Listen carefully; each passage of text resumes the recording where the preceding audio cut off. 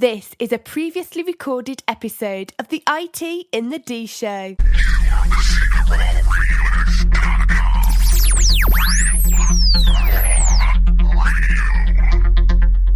This is Max Headroom, and what you're about to witness is one of the most sinister-sounding intros to a trailer to one of the greatest epics ever. The following program is intended for mature audiences. Live from the Raw Radio X studios in downtown Detroit, this is the IT in the D Show. Alive! It's alive! It's alive! 5 seconds left in the game. Do you believe in miracles? Yes! Dig you IT geeks. This is Dre DeMatteo from Sons of Anarchy. You are listening to IT in the D. So what happens when you tap the angry beaver in the bunghole? Exactly. Come on. Tries. To hell with this. I'm calling a break. We'll come back to the show. Just where do you guys think you are? The Library of Congress?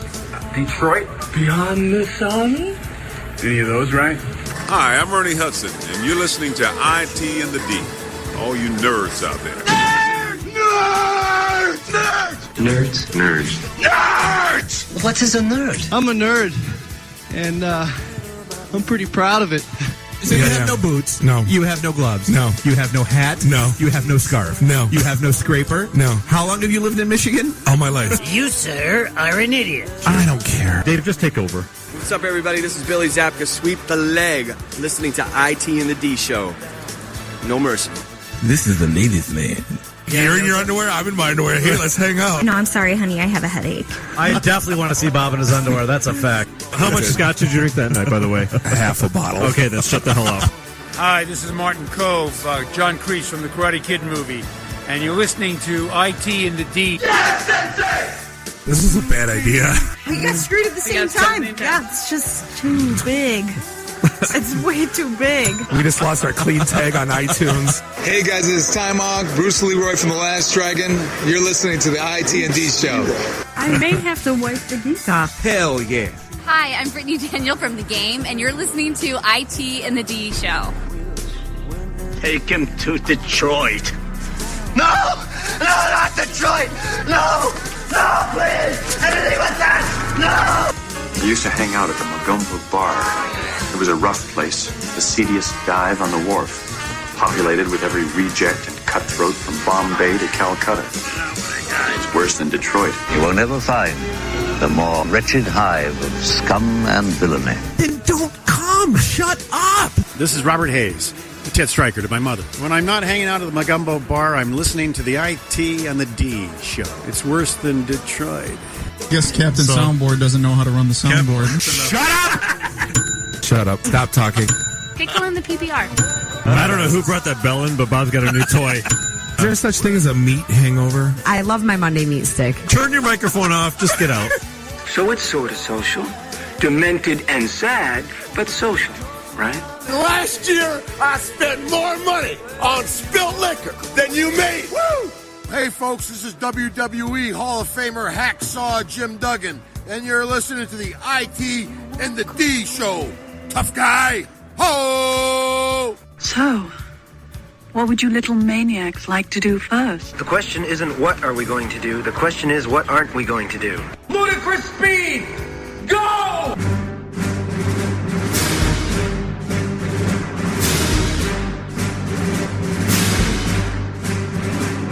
And I'm still laughing about the Ric Flair spilled liquor drop. You're welcome. That is the most amazing burn known to man. You've been waiting for that for like a year and a half. Years. Welcome to episode 79. This is the IT in the D Show. We're hanging out in the Raw Radio X studios in the Russell Industrial Center. Beautiful. Midtown Detroit, Michigan. As always, the show is hosted to you by Bob the Sales Guy, Dave the Geek, Jeff the Voice of Reason.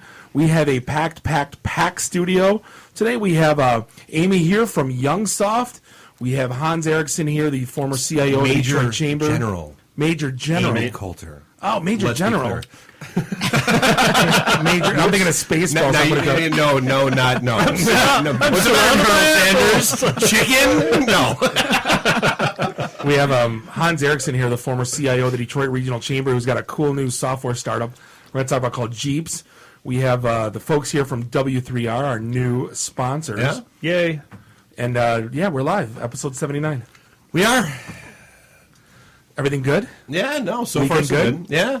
This is a crazy reunion weekend, man. Saturday Night Live, Breakfast Club. Let's go. So, yes, it was the 30th anniversary. 40th. 30th of Breakfast Club being released, which we actually celebrated in March of last year. Because nice. We've been waiting for this, right? We are going old school tonight with the PBR because unfortunately, Falling Down Beer Company was unfortunately inaccessible on Saturday due to down power lines in Warren. So they actually didn't get damaged, did they? It was just a line. The power lines were literally down across their parking lot. Well, as long as his facility didn't get damaged, I don't care about stopping me from drinking beer. I'll jump over them damn lines. Speaking of which, we forgot. Find us online, itandthed.com. You can get us on Twitter, Facebook, all that good stuff. Yeah, exactly. It's facebook.com/itandthed. We are at itandthed. For giggles, in case you want to call, it is 313-462-0107. And for the love of God, rate us on iTunes. Yeah, that's right. And to use the Chevy Chase line, we are IT and the D. Right. You are not. We'll never be. But no, so 30th anniversary of the Breakfast Club being released. Scary. Which somebody we're old. Well, but somebody posted that on my wall, and I'm like, yeah, we actually celebrated that in March of last year, which was the actual, the anniversary. It was like March 14th, 2014 was the 30 years of the date that they were in detention because they flashed it on screen. Yes. So, well, actually, tomorrow is also the date for when Marty McFly goes forward into the future to 2015. And that's the running joke about Breakfast Club. If it was done today, all the kids would have done is just play on their stupid phones and no one would have been friends with them. No one would be friends. No one would have talked to each other. No one would have known. Yeah. It was so true. There would be no Claire Bender romance. There would be nothing. No, they would have been on WhatsApp and Clash of Clans. Right. Yeah. But no, so the other anniversary was the 40th anniversary show of SNL was last night. And basically, as I said earlier, what I learned from the 40th anniversary show of Saturday Night Live is that I've missed nothing by stopping watching it in the early 90s when I did. Was there any clip that was worth watching beyond 2002? I'm going to go with beyond 1993. I was telling Bo when we were watching it, I go, you have to watch shows like this because the problem is you'll get a real quick, funny blip, every once a month. Yeah, exactly. But then everybody posts it on YouTube the next day, so you don't have to sit and watch it anymore. And the rest of the stuff is terrible. Right. I would love to have a best of SNL for like every year. That way I don't need to watch. They released them for the longest time. Well, yeah, the whole DVD. I mean, honestly, to me, the best of Chris Rock or the best of Chris Farley. Right. I mean, to me, one of the coolest things about the show last night was they showed a lot of the old intros as they were going in and out of commercials. Yeah. And like the old stuff, like the real gritty stuff on the New York subways, and like on street corners, hanging out with pimps and drug dealers, rolling out the 50s on the. I mean, that was the. I like some of the additional auditions from all the early, first. How did season. Jim Carrey not get hired? Not get hired. Well, Andy Kaufman. Well, they acknowledged it. They said, all the people that we hired and all the people we should have hired. Right. Like Bill Murray, he missed the cut for the first season. Yeah. Because of Chevy Chase. And it's one of those things. I mean, it's business at the end of the day. Yeah, Chevy Chase, who pulled the David Caruso, "I'm bigger than this." Yeah, I'm out of here. And we got he looked bitter, and Eddie Murphy looked bitter. It's like, what do you got to be bitter about? Yeah. Well, Eddie Murphy, and a lot of people, kind of gave him a pass on this, but he was like, he came out and basically said, yeah, I'm so glad that everybody appreciates and is happy about things I did 35 years ago.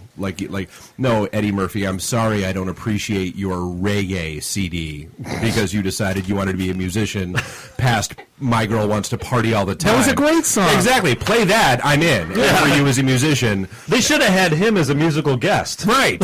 You and Richie. Yeah. No, he did two things on Saturday Night Live: buckwheat and James Brown hot tub. Mr. Robinson. All right, three things. This is how we answered the door in my neighborhood. He's like, who is it? It was Chris Rock, the one that didn't have, right. It did pretty much nothing. No, it was, and they did. I mean, they brought, Garrett Morris in when Chevy Chase was doing his little, intro and, the Deaf Institute of America thing. The one thing that I want to say it as I'm watching it, and here you got Paul McCartney and Paul Simon singing whatever song they were singing, and you had like Bill Murray, Chevy, like the and whole Miley and Cyrus in the background looking bored. You, I go, how much of insolent wench? I go, how much of America right now just looking at her going, why did she have to, like, of all people? Because she has a great agent. That's what it is. Something. Yes, I know. Yeah, she's got a great something. Yeah. Of what I have no idea. Exactly. But also, I mean, it was good. I mean, I enjoyed. It was fun reminiscing. I'll give it that. It was cool. Yeah. That's how you watch it, though. It's like watching DVR for like something crappy. And Right. you fast forward throughout the medium parts, and you fast forward to the commercials. Yep. And you know, give me the super colon blow commercial, and I'm good. So what the heck else is going on? This is a busy week. Well, and it's we're coming up on another anniversary. Sunday is and this is why Sunday. Sunday. This is why I had it in the intro. Sunday is the anniversary of the Miracle on Ice. The U.S. defeating 35 years since the U.S. defeated Russia, which and just laughably talking with people, no, that actually was not the gold medal game. It was the silver medal game. We saw the movie with from Escape from New York. We saw that movie. Oh, Kurt Russell, Patrick Swayze. No, Yeah. Kurt Russell. Yeah. I get those two confused all the time. Emilio Estevez and One's Kiefer dead, Sutherland actually. and Patrick Swayze and They're all the same guy. Yeah. All of them. Begun the Clone Wars have. Right. No, so, I mean, it's and that's one of those, like, I mean, as a kid, I remember, staying up to, watch that game and all that fun stuff, which a lot of people don't realize was on tape delay. Because, I mean, back then, Olympic hockey and Olympics in general were no big deal. So the game was actually played at like 2 o'clock in the afternoon, but it wasn't on. And NBC showed it at like 8, 9 o'clock at night, and it was like a big deal. I heard the record audience for hockey, it was like 14 people watched it. It was it was amazing. outstanding. Well, satellite TV really didn't exist then. No, dude, you had like the little set-top hacker box. Yeah. So no, The last record was like 8 people watching hockey in the U.S., and now this one broke all broke the it all. Yeah, records. shattered it with 14. But no, so I mean, They had to put in a load balancer in. More people watch the fish tank at Louis' pet store, but that's another story. Really? Yeah, more people watched biathlon that year than with the guns. That's the last one. Yeah. But no, I mean, think about it. I mean, 35 years.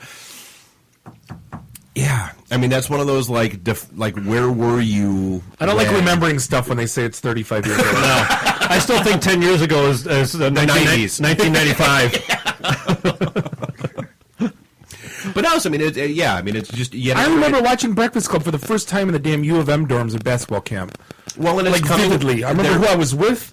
I don't like having those memories. Well, and it's coming back out to theaters. That was one of the cool announcements of that anniversary. Thank you for doing that, not rebooting it. Oh my God. Thank you. No. Thank you. Don't give anyone any ideas. We're bad with that. Starship Troopers is getting rebooted. I was just going to say the latest reboot is Starship Troopers, which, let's be honest, the original was amazing. Was not so. No, it was not amazing. It was not so You good. suck at Read life. the freaking book. The book was amazing. Bob doesn't read. I know. Bob There's reads no the pictures. gas we pass, and everybody poops. That's what Bob reads. Watch a movie. It's an hour and a half. This feels like a C. Put a couple charts in there. Make it an A. Exactly. When do I got to read the book for? It's on TV. Stupid. Make up my own pictures? No. Let them do it for me. Hey, this is the IT and the D show. Who we got? Oh, boy. Uh-oh. Hello. Oh, they ran away. They hung up. No one. How do you listen to your show? Yeah. Yeah, we were probably about to. Yeah, we are notorious. We had 3 weeks in a row where we had people call in and ask us how to listen to our show, which was outstanding because if you're anywhere where you can see the phone number to call into the show, it's on. You're actually, if you're on the website, there's a phone number like on the top in the banner. Yeah, but if you're anywhere where you can see the phone number for the show, you can see how to listen to the show. Right. Which was just so outstanding. That It was a very meta phone call. Let me Google that for you. Right. I'm so tired of doing that for people. It seems like half the crap right now in my Facebook feed is stuff like people wanting you to Google stuff for them. Mm-hmm. The dumbest questions. It's like, you haven't learned. Didn't we post that like almost January 2nd of this year? It's 2015. If you don't know the answer to something, Google it. Google it. Yeah, it's not that complicated. No. Yeah, like most people that you think are really, really smart with computers No, they're are not. not really. They're not. They just know how to use Google. The emails we got this morning were amazing, where they were taking screenshots and emailing it to us, and then they took a camera picture of like, this is what I'm seeing. Like, Oh, that looks exactly like it's supposed to look. I don't understand what the issue is. Yeah, it's because your display monitor's checked. That's why your print screen works, goofball.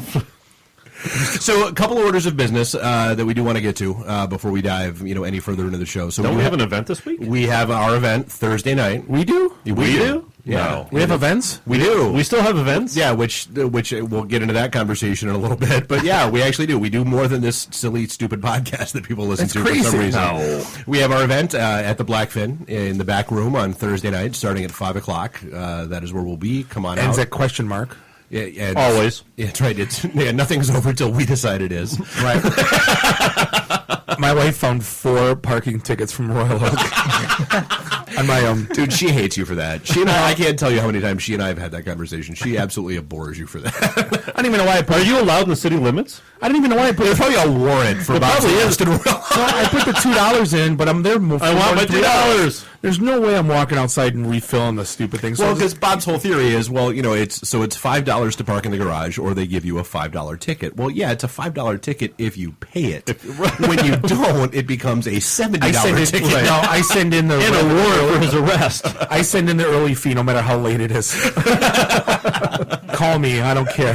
Right. So Thursday night, come on out and see Bob try to deal with a boot on his car. I'm gonna need a GoFundMe for my parking violations in Royal Oak. He's gonna change a tire like a boss with a boot on it.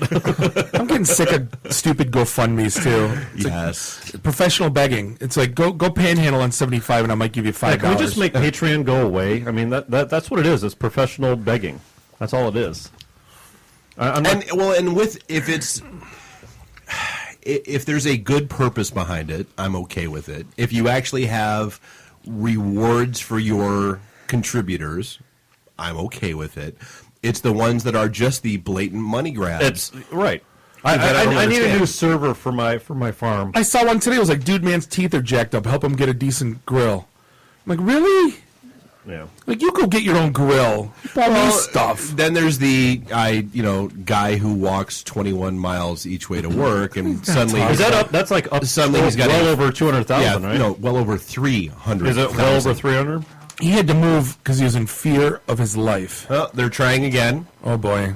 Hey, this is the IT and the D show. Who's this? You're on the air. Crickets. Going once. You're not on the air. Going twice. And you're gone. No more answering phones. Yeah. Can we just turn so the guy got after all that money. They bought him a Taurus, right? No, he got a free. No, Taurus. they gave it to him. So the money was cash, right? Right. Because in city Detroit, that's probably like 1 year's of insurance of $300,000. So he's got to pay for insurance. But the dude had to move because he was in fear of his life. Because it's like winning the lottery. Well, the one guy that won $10,000 got killed for it. He didn't even win. There was a rumor that he won a $20,000 prize, and he wound up getting killed. Yeah. So this guy was like, "Yeah, I'm getting the hell out of Dodge," and so the police showed up and helped him move. That was outstanding.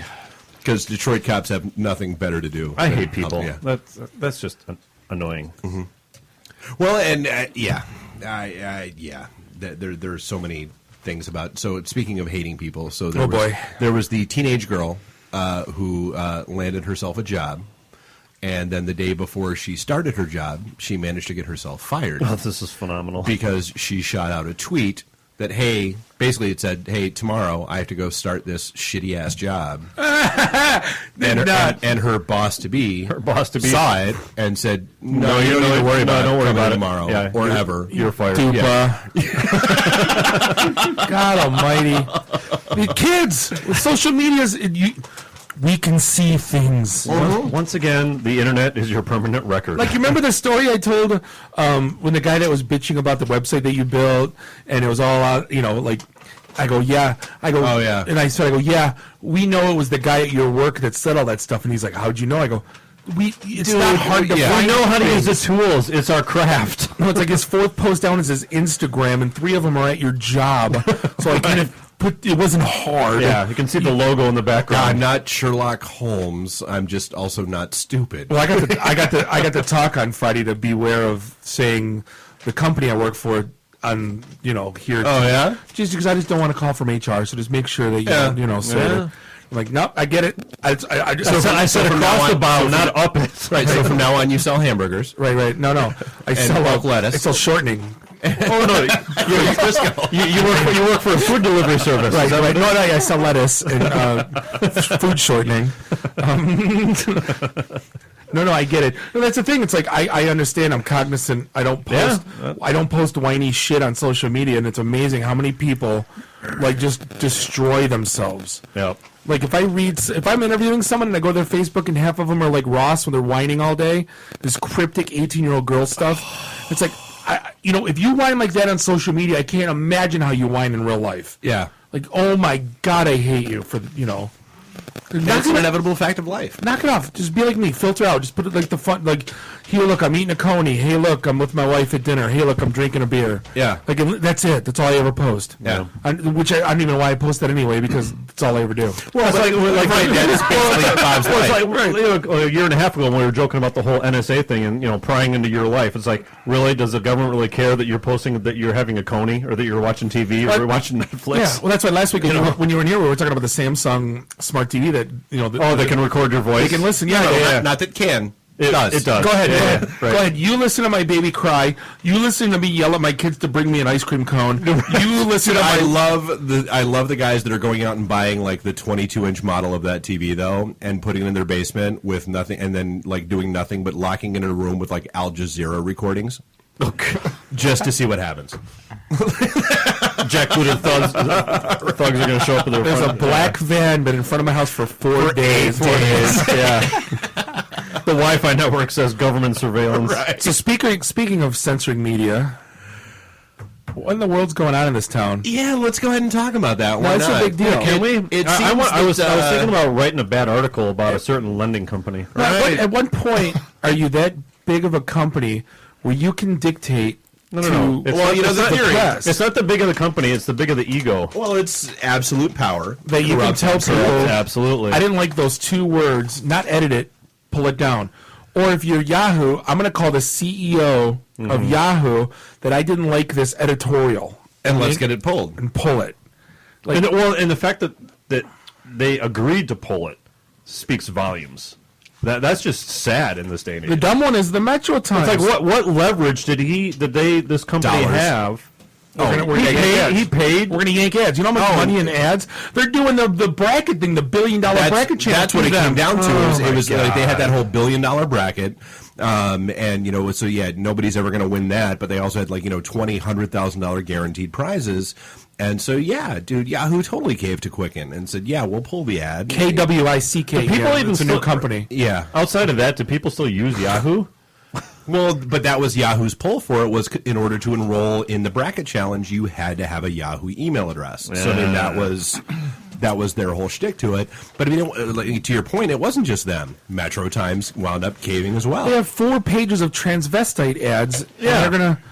Oh, that was the best. Speaking of which, on the Saturday Night Live. Why would... Who reads... And the guy's like... Whore ads for $100. I'll take whore ads. Oh, that was awesome. Who reads? I'll take tits now. Let us know. But Metro Times is like the pinnacle of we don't care. We're writing we're writing what we want to write. Why would Quicken care about Metro Times at all? I mean, is that really? It's 2 words, Jeff. It's 2 words that they do not want associated with their name in any publication whatsoever. Yep. So if I blogged at jeffmackey.whatever and said those 2 words, I would get a knock on the door. Give me a break. Less people read your blog than watch U.S. hockey. So I think you're okay. But that's my point. Like, is he going to go out and scour the internet for those 2 words for no matter who it is? Google alert somewhere that says predatory lender plus. How insecure can you possibly be? Well, and that's what it was. Give me a break. So I understand brand protection with the best of them, but here's the whole thing. I mean, when you get down to the article that allegedly got pulled off Yahoo, it was basically a whole sports article, yada yada, and it was like a 1-line throw off in the middle of it where they might as well name it Predatory Loans Arena there in Cleveland. And it was over that apparently there was a So he called that slander? Just a reach out, and we don't like that term. Get it? Yank it. And so instead of, to Bob's point, instead of just editing it to get rid of that 1 line, they pulled the entire article down instead of line item vetoing it. Right. Which, it's weird. I mean, and we've had this conversation a couple times where it's Well, you said it before too. Sorry to interrupt, but you said it before. Like nobody reads the retraction. Nobody reads. The update. Nobody reads the Whatever. page 14 column B flip side. Yeah. What? Nothing. I'm on my favorite app after I've had 3 beers. Oh, great. We're registering domains now. Awesome. I did nothing. Yeah, no, we never register domains ever under any circumstances. I don't have none. Triple digits worth. Right. Triple. Yeah.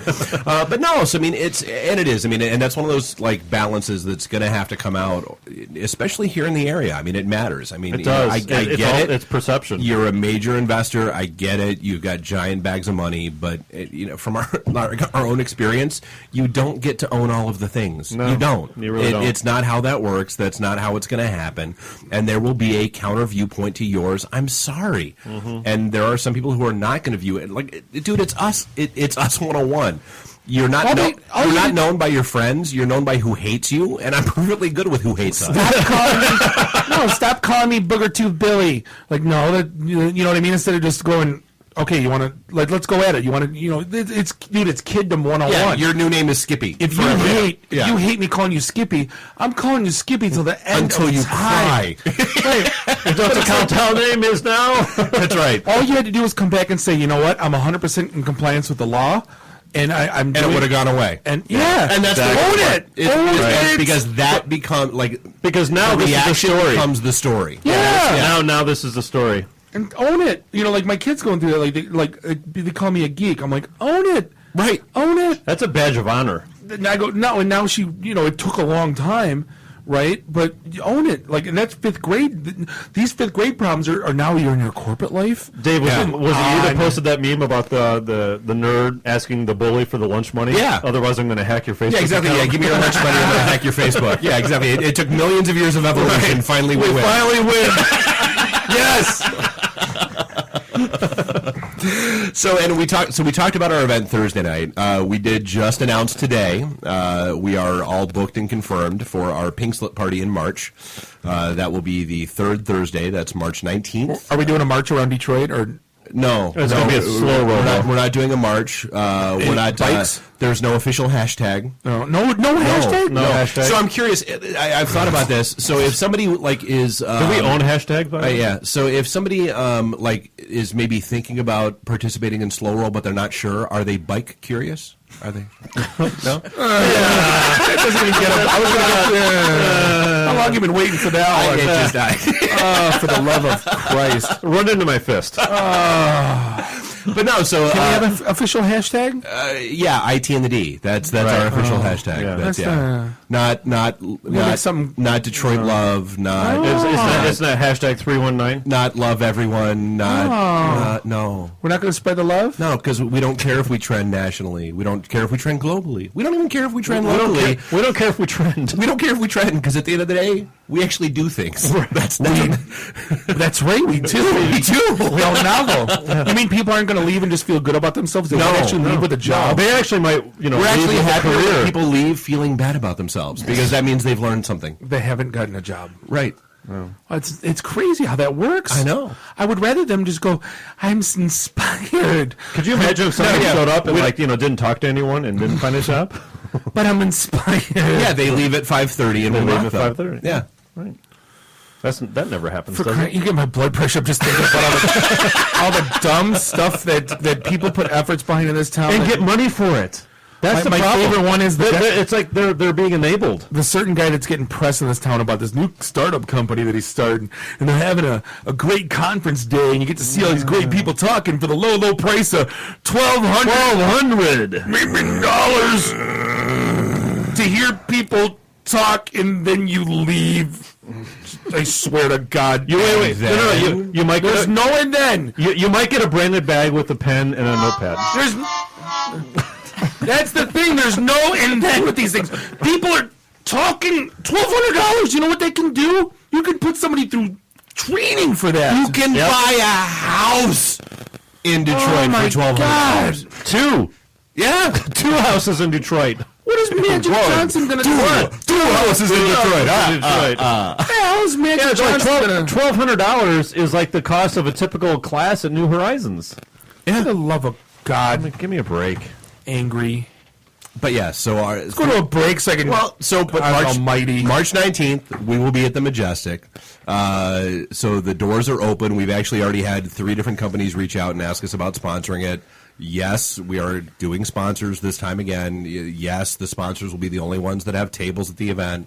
I think there's only going to be 5 or 6. Yeah. So I mean, this is not a profit center for us. We're not bringing in Magic Johnson. We're actually trying to get stuff done. Yeah, all we're doing is paying our bills, people. And let's be honest, bringing in food and running an open bar. That's what we do. That's part of the bills. Sergeant Pepperoni Pizza. Yeah, exactly. Right. So hey, March 19th. I look forward to it. It should be fun as always. We're going to take a quick break. We're going to come back with Amy from Youngsoft. This is the IT and the D Show. Live from the Raw Radio X studios in downtown Detroit, this is the IT in the D Show. Do you know what your storage costs? We do, and that's why we're doing something about it. At Quantum, we think you're just paying too much, period. We've been helping our customers protect their data since 1981 while reducing their total cost of ownership, often by as much as 40%. We believe your strategic data protection plan should take advantage of all available technology. Let's talk some more at 586-745-4DXI. That's 586-745-4394. Quantum. Established name, new ideas. This is a previously recorded episode of the IT in the D Show. All right, we are back. Sorry, a little bit of technical difficulties. This is segment 2, episode 79. This is the IT in the D Show. We're sitting here in the Raw Radio X studios in the Russell Industrial Center, beautiful Midtown, Detroit, Michigan. As always, this is Bob, the sales guy. We're here with Dave the Geek, Jeff, the voice of reason, and find us online, itandthed.com, and Twitter, all that good, happy stuff. And segment we are back. Yay. Yeah, wacky mayhem ensued. Who knew? Go figure. That's why we have geeks here, because they can fix computer things. Yes, right. Exactly. Haas, if you're listening, Captain Soundboard figured out the sound. He Googled something.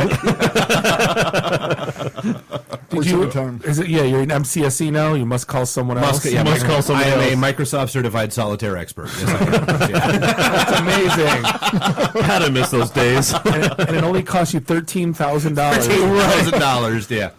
To be a level 1 help desk guy, yes, that's it. Wait, that's a bunch of tickets at an event, isn't it? Yeah, you can bring 10 people to an event for wow. Yeah. Wow, yeah. It's amazing how that works.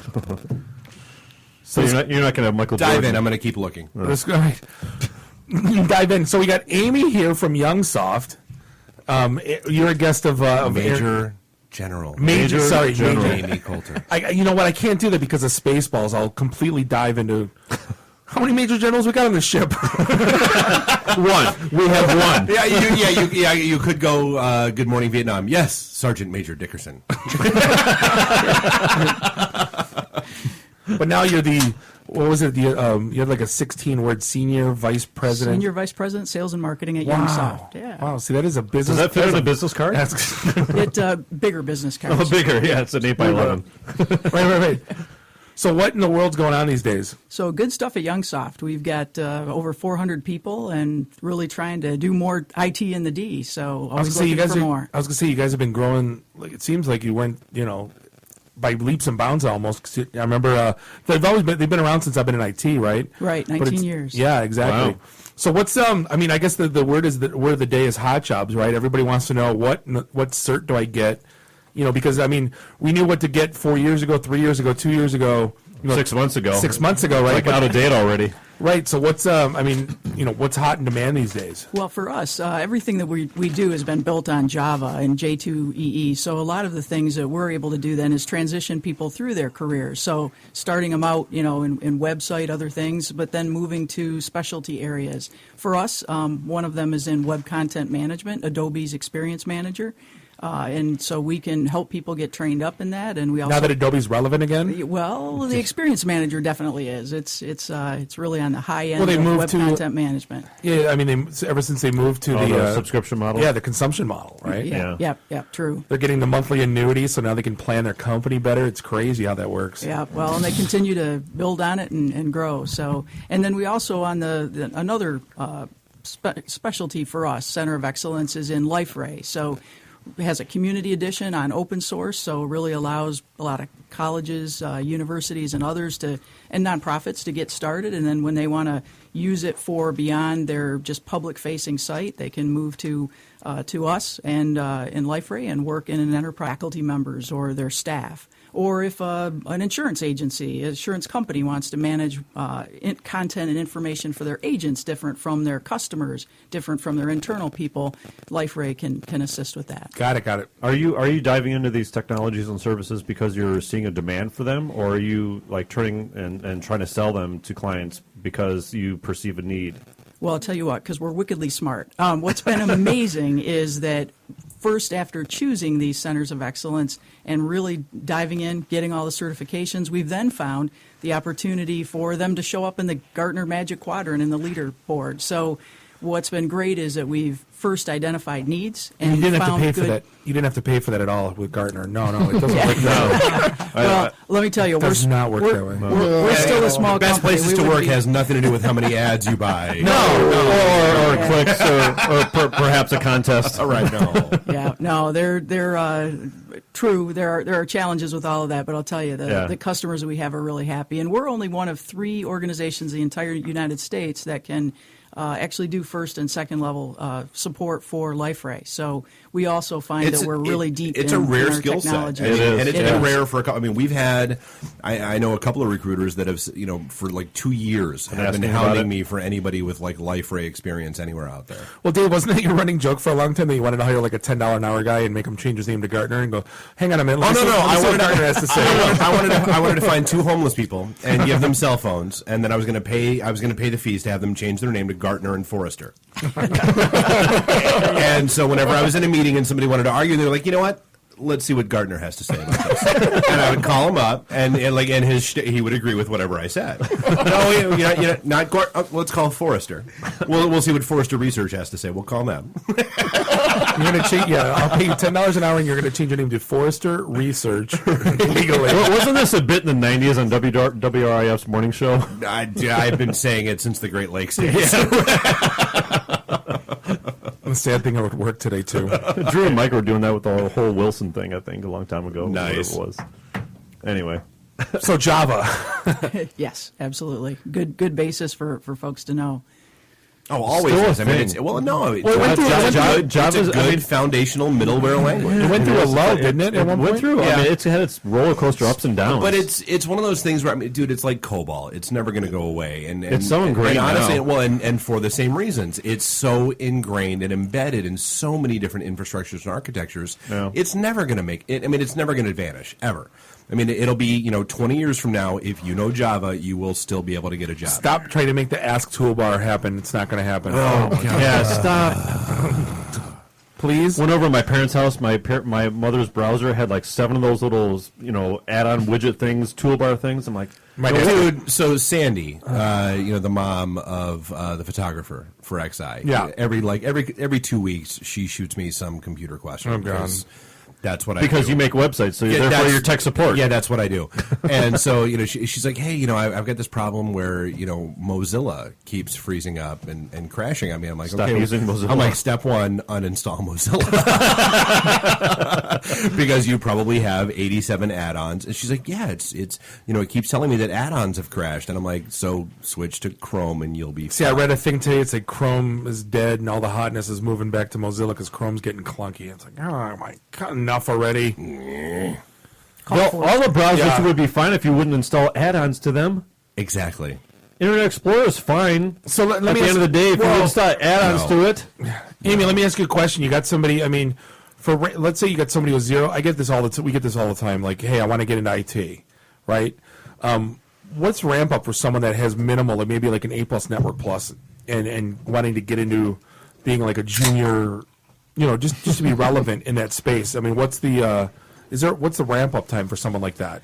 Yeah, it is. It does depend a bit. It is a bit of a challenge, but I think getting in, there are internships, there other opportunities. Just get your foot in the door and start developing. You see a lot of the startup companies and others too that just need somebody to come in and start learning. Just like, in the old days, sweep the floor and, work your way up to run machines. And it's really a lot like that. Get around. Wait, you mean the kids people. are going to? Mean the kids today? They actually have to pay their dues. They'll work for it. And pay They actually have to pay their dues. Well, they have to actually go up the ladder one rung at a time. Well, and it's back to we've had this conversation a million times where it's the EDSs and the HPs and like those companies, the tech teams and those companies of the world. Right. They exist for a reason. You have to get your feet wet somewhere and start to learn what you don't.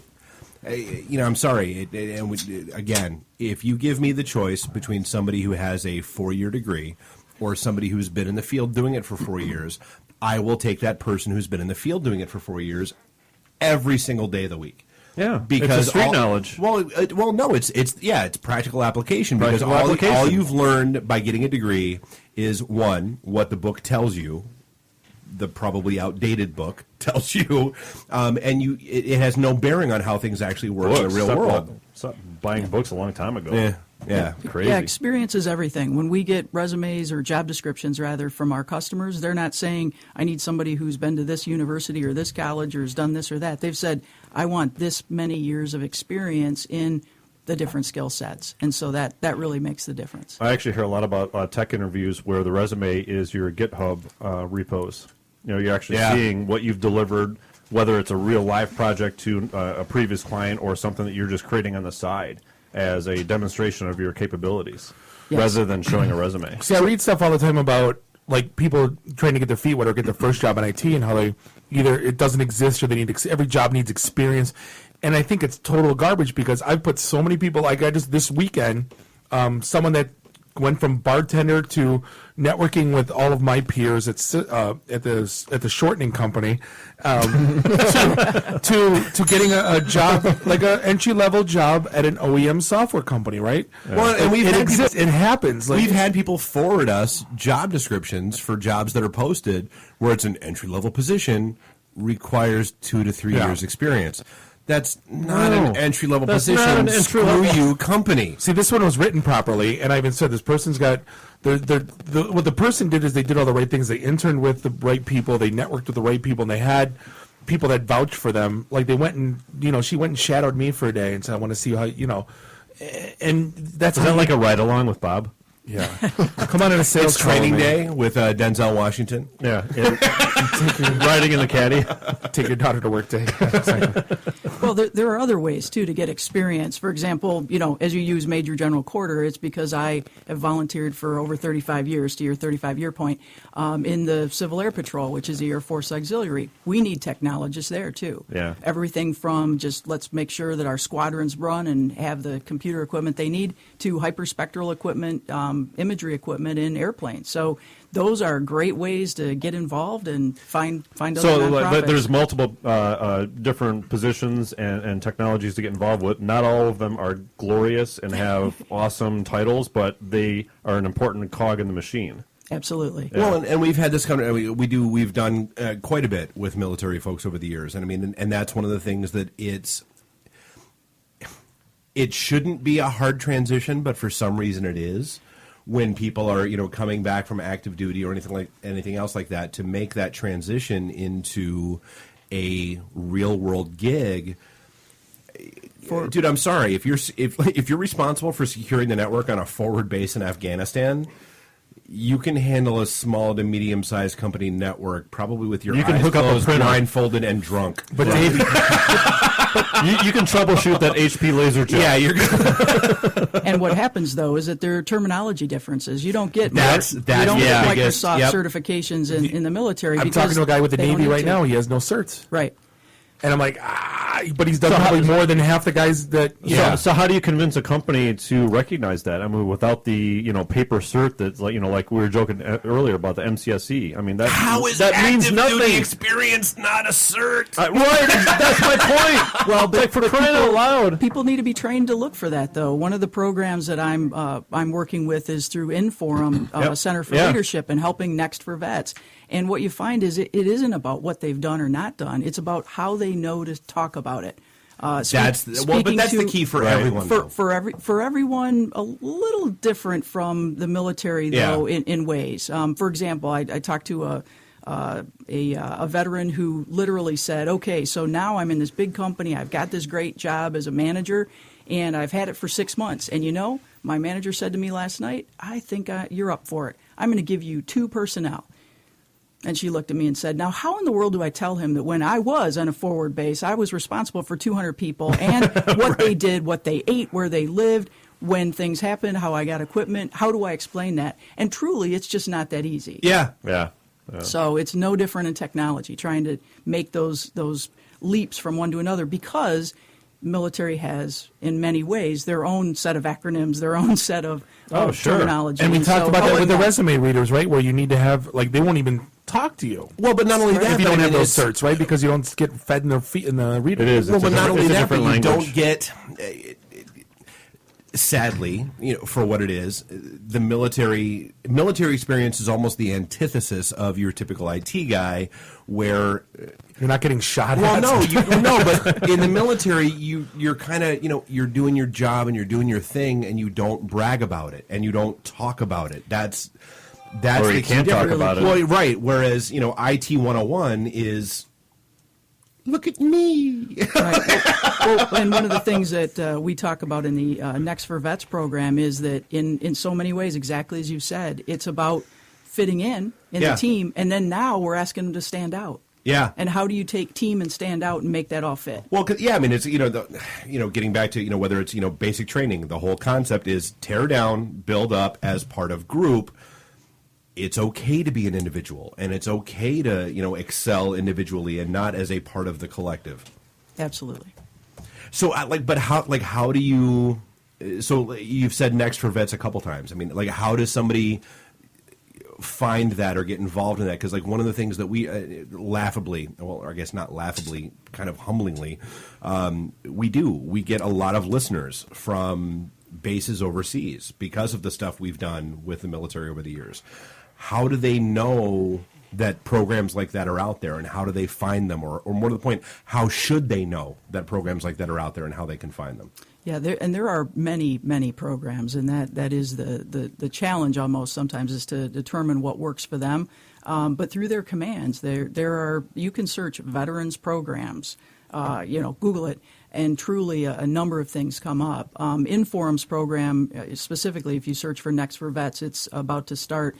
And the thought with that is it's not just about helping the veterans figure out what they need to say and what they need to do next. It's also about the employers finding ways to... Yeah. Exactly. And so even employers who are veterans, we've had some really interesting discussions about kind of, forehead thumping discussions about, I should have known that, how do I get there? So...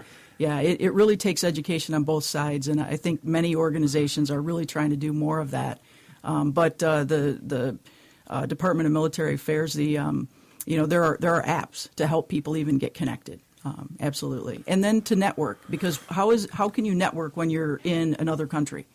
Right. It's pretty difficult to do. They can't attend your events. I'll be honest. One of the coolest emails. Join our I LinkedIn got, page. Yeah, show up on Thursday. But one of the coolest emails that we got, and just the stories as it evolved, was had somebody that was joining our LinkedIn group, and it was one of those things where you have to request permission to join our LinkedIn group because we try to keep jacks out of it, and so unfortunately, but I looked at it, and maybe he was policeman. He was over. No, he was over at Jack. Jack. No. Sorry. That would be Navy lawyers. Oh, dumbass. Sorry. I never watched that show. I got his joke though. Nice try though. That wasn't worth a bell. But so he was over at a forward base in Iraq. And so, we were started emailing back and forth. I approved him into the group, and we started yakking back and forth. He was in the middle of, he was about 3 months away from transitioning back, and had heard one of our shows and had heard about us, and was starting to figure out. Which is awesome, by the way. Very, and was trying to figure out what he was going to do when he got back home. And so he did. I mean, he finished out his 3 months, got back here to Michigan, came to one of our events, hooked him up with a recruiter, got a job. Mm-hmm. That's one of the cooler, but I mean, that's one out of how many that are out there. Right. Well, there's some programs, too, that within the state of Michigan, the Michigan Guard has taken upon themselves to develop partnerships with organizations who do have certifications so that they can use exactly the amount that the the veteran will have available and end up going through the course and completing and getting a certification. So that's a great use. And that's a lot of great certs. I mean, there's the CISSP. I mean, basically, I mean, if you are security, yeah. I mean, if you're like active duty or have just gotten out, you can get your CISSP and a few other certs at no cost to you. But Dave, that's like one of the things. But what we heard was, why did I have to come to you guys to hear about this? Yeah, I mean, the one thing that we need like to transit or to at least teach or show is we talk about it all the time. It's the path, and there's about 18 different paths you can go down from an IT perspective. Here's your base set of knowledge, and then as you progress, here's the path that you take, and here's where you're going to end up in 4 years. I think that needs to be taught more than, hey, here's a job here, because a lot of times that's not your end game, right? You might stay there for 2 years and jump. It's inevitable, right? It's IT. It's what happens. It's like talking to a college freshman too. I mean, you may be partial to one part of technology over another, and you're not going to know that until you get that base set of knowledge. Your major is Sanskrit. Yeah, You're studying a 5,000-year-old dead language. Yeah. Latin, the best I can do. Nice. But learning the path, I think it's a huge part of just them understanding that. No, you're not going to be L1 help desk for the rest of your life. Jockeying, printers. It's you got to do this now. It's you got to dig ditches now in order to be able to build buildings tomorrow, right? Right. And I think that's more important. At least I would think see. if anybody understood that, it would be folks in the military. But nobody's telling it to them, or nobody's teaching it to them. No. That's my point. Is I think that I highly doubt anyone in the military has the mentality. That needs to be conveyed to them very clearly, because that's what that's not to use a bad pun, but that's what boots on the ground here is. Yeah, that's what's going on here. Yep, and they have a leg up when it comes to cyber. They're going to have their clearances and things like that others aren't going to have. So leveraging what they do have will be talk really about critical. a background check. Yes. Yeah. So, I guess from your perspective, I want to make sure. So what else do you have going on that we had? I mean, let's getting outside of that world, but I mean, what else do you have going on that we want to dive into? Well, one of the great things I've had the opportunity to do is advise an organization called Three Leaf Group, who I think has some really good programs and things that will help right along the lines we've just been talking. Yeah, so I'm Aaron with Three Leaf Group, and we have a audiobook library, work life resource library. We actually work with the National Guard in about 18 states. What we do is we have a pay-per-use model where organizations and military groups and people can sign up, and we have the knowledge of the world in our office, and we share that on to families, to people, and we change people's lives on a consistent basis. And we have companies like Mercedes-Benz, National Guard, the IRS, Social Security Administration, just to name a few. So it's like Audible for learning. Yeah, and it's a corporate Audible. Okay, fair. No, I was trying to get an example. Get a comparison. Yeah. Yeah, so it's corporate, and we're one of the only companies that we're actually launching our application, our mobile application. So we have an on-demand, and we have a CD library, and it's just an amazing. We just love hearing back from military families how, we've changed their life. They came back and they couldn't sleep, and their SFPDs, their family people, made them a custom website with all the titles that they need to help them sleep at night, and they're just right how we changed their lives, and it's really pretty cool. It's an amazing company to work for, and it's awesome to have Amy on our board, and she's really she offers great advice and insight into the world of the military and business. Very cool. So, but how does a company get hooked into that? How do they figure out what matters to them from that course load, that kind of thing? So we help with that. We have our consultants on. So when a company signs up, we'll actually build them a custom website, and they'll choose from the content that we have. We'll work with them to help them select the content, and then they'll make that available, and we'll actually market to their teams for them. The users will actually we send them round-trip mailers with CDs, or they can have access to the app, and they can actually download. So when they're traveling, because a lot of people are traveling often, and they don't have good connection, so we actually have a rental portal where they can download it for 2 weeks, and then it will get erased. So now, does that involve like Jack Olson's heartbeat software? Well, because for those who don't know, that's how we got to know Aaron. Is Aaron's the one that approached us about getting Jack Olson on the show, 15 or so episodes ago, where you totally nerded out beyond all recognition. Bob and I weren't actually in the studio, even though we were here. You guys were inconsequential that entire night. Ian just jumped in on Twitter and he said the CISSP is free. He goes, what about the people who have taken it more than twice? Well, that means you suck and should study more. Exactly. Or join the military and then you get trained on it. Yeah, take the ASVAB. Yeah, Jack is actually doing really well. He's working intensely on Well, yeah, he's working with GM now. You're welcome. How do you get that? How did he get that gear? Buy us a beer for crying out loud. I'm just asking for a thank you. I was talking to the guys at GM, and they were like, "Well, Jack came in and he said there's not really any good solutions." So they ended up, because we're talking about database archiving. Because it's GM. And Jack's like, "Well, there's no real good solution, and we'd have to put something together." Lotus and they're Notes.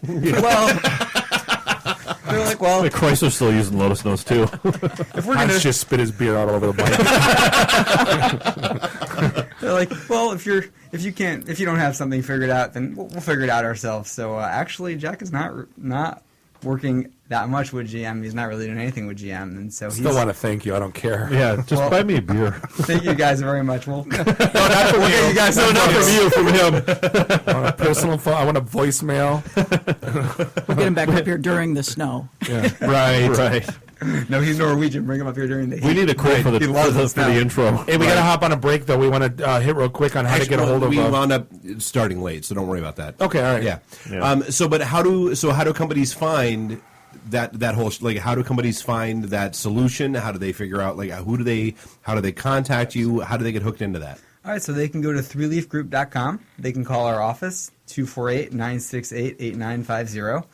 And they can ask for Aaron or Stuart or Joanne, who is awesome. If you want to have an amazing conversation with the rock star of our office, just ask for Joanne. Okay. But the website for people to find you at? Yeah, so 3leafgroup.com, number 3, Leaf, L-E-A-F, group, G-R-O-U-P. Not Poison Ivy, because when I think of... I'm glad you said that, because I was actually going to ask you, is 3 spelled out, or is it the number 3? So it is a number 3 Leaf Number group. 3. Okay. So it's no hyphens in there? No .cos? Yeah. No hyphens, no .cos, just 3leafgroup.com. Amazing. And you can learn all about our solution and contact us. And, it's truly an honor to have Amy on our team. And I had 60,000 personnel when I led the Air Force Auxiliary, Oh, the my Civil God. Air Patrol. Holy So moly. what I found is they're all looking for information and things to do and what happens afterwards. So I had Aaron put GeneralAmy.com together and put some stuff there. So Dave, it's kind of fun. who was the guy we That's had in awesome. our event? I don't remember his name at the Christmas event 2 years ago. Oh, that was the... The Cure, Robert Smith. Oh, Major right. General Robert Smith. Right, Yeah. right. I don't know if you knew who that is. Well, he or was not. the guy that was in charge of the whole... the Midwest when region 9/11 happened. when 9/11 Yeah. So when the happened. Pentagon called him and said, "Hey, we heard Dearborn's on fire," He's like, yeah, no, Dearborn's not on fire. Yeah, no, I'm actually in Dearborn, and no, it's not on our fire. Christmas yeah. events we used to raise money for Michigan-based boots on ground troops in Afghanistan. So we would buy them like PlayStations and socks and baby wipes. Send them iPads. And, Yeah. That was a good time. So GeneralAmy.com, 3leafgroup.com, hit it all on the recap. And let me also put Youngsoft.com out there. Again, for yes. people who are looking for positions or organizations who are looking for people. That's what we do. And Youngsoft.com. Well, I hope you're represented at the our Pink Slip party in March, because that's a prime opportunity to hit all the IT. Yeah, it's only town. usually about 700-800 people looking for gigs. Well, if that's all. Okay. That's all. No, that's fine. We don't need quite that many. We would share. Right. But we'll get to that. Right. And it's all techie, so you don't have to filter. So it's, no fruit basket salesmen, no multi-level marketing people. No. That's awesome. Okay, so we'll be back with Hans Eriksson. This is the IT and the D Show. Yeah, thanks for listening. We'll be right back. Live from the Raw Radio X studios in downtown Detroit, this is the IT and the D Show. The IT in the D Show is brought to you in part by Logicalis. Logicalis is an international IT solutions and managed services provider with expertise in communications and collaboration, data center, and cloud services. Employing nearly 3,700 people worldwide with more than 20 offices in the U.S., including 2 in Metro Detroit. Find out more at us.logicalis.com. This is a previously recorded episode of the IT in the D Show.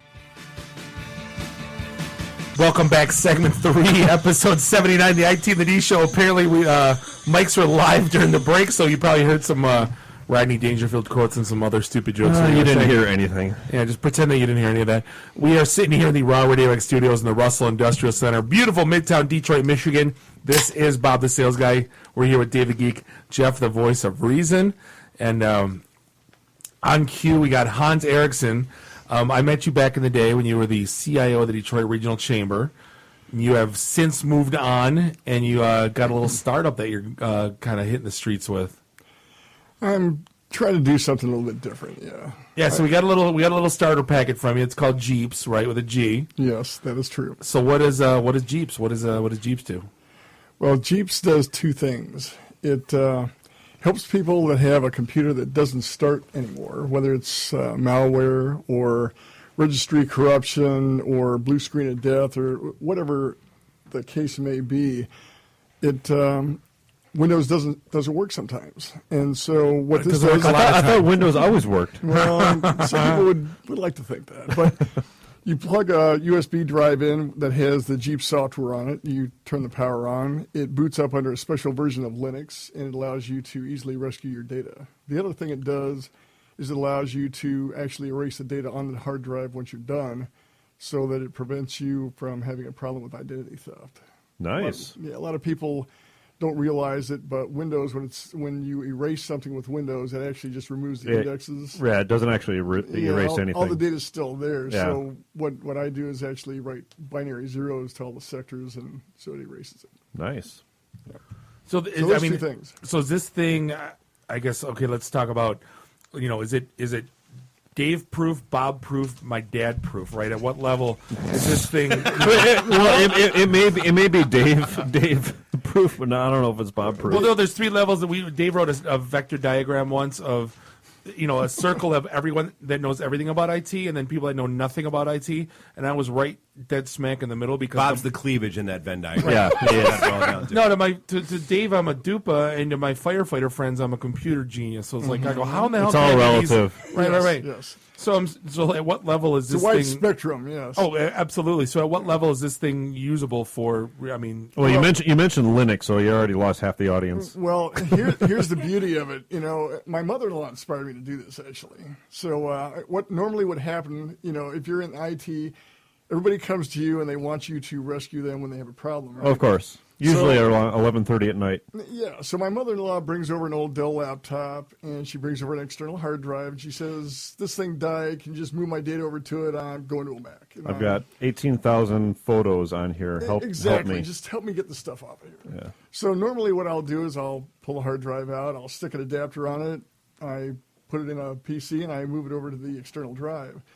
I was lazy, I couldn't find the adapter, but I did have Linux on a stick sitting there. So I plugged it into her laptop, fired it up, moved it over, and I said, that was actually easier than using the adapter. Yeah, boom, idea. Yeah. Yeah, so if Linux was just a little simpler to use, anybody could do this. And so I found a couple of developers, and instead of trying to develop something from scratch, what I did is took a full-blown version of Linux that works really well on all kinds of older equipment. Sure. And I simplified it. I put layers on it to hide all the stuff you don't need, and I added a couple things that weren't there before, and you end up with something that anyone can use. And it's designed for the non-technician, not for somebody that knows what they're doing. Although, in the extras, it does have a couple things like a console so that somebody that does know what they're doing. Yeah, I was going to say, not to deep dive into the tech, but does it, when you boot using the little USB stick, does it boot into a menu system like a black screen command prompt? Am I going to see a blinking cursor, or is it like a little menu that pops up? Like the old Leisure Suit Larry screen? Yeah, right. Is there going to be like a little 8-bit character, graphic that says click here to, format disk, or, Good question. Well, this was designed to be compatible with as many devices as possible. Because strangely enough, in the PC world, the member boot record, MBR, that, I know what you're talking about, real but geeks in the world will know about. Yeah. Hasn't changed from the dark ages until Windows 8. Hasn't changed since the 70s. Yeah, well, with Windows 8, it finally did change. But before that, nothing. So 7, Vista, all the way on back, you could use the same thing to boot from. And so what I did is found a version of Linux that would work with that. And just put instructions in place and put graphic images there and made it all drag and drop simple. So you can actually use this without even using a keyboard. Really? Just a mouse, you boot it up, you drag your stuff off, you wipe the drive, you're done. So is this preventative at all, or is it only for disaster, right? Well, it's a couple things. It is disaster primarily, but it's put on a flash drive as a secondary partition. So if you plug it into a running Windows computer or a Mac, for that matter, all you see is your storage. So it will run on a Mac? It just acts like normal storage. Okay. It's not going to actually boot it. But what happens if you have a problem is it's there to rescue. Gotcha. Okay. Yeah, that's the one thing I've been blessed with my entire life. I never hit a blue screen.